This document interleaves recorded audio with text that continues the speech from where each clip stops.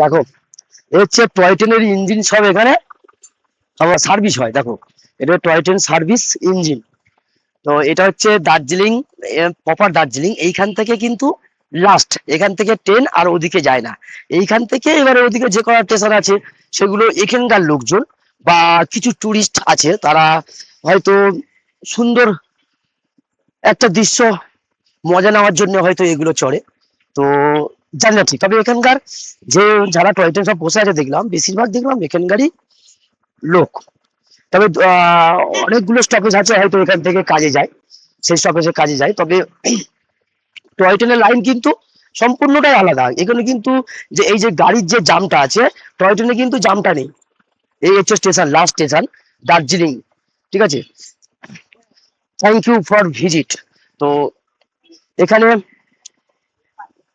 Last, ওইখান থেকে আর নেই।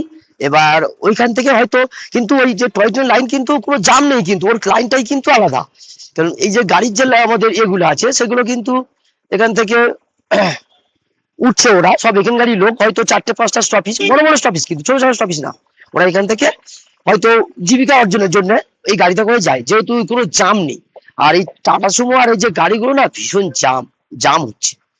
দেখো, টয় ট্রেনের জন্য কোনো জাম নেই, ওর মতো ওর লাইন, ওর রুট পুরো ফাঁকা।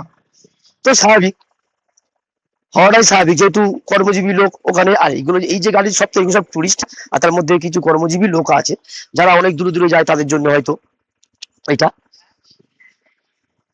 এটা কিন্তু ওয়ান ওয়ে, যাওয়াটা কিন্তু এটা, আর আসাটা কিন্তু ওই দিক থেকে, এটা কিন্তু গেলে হবে না।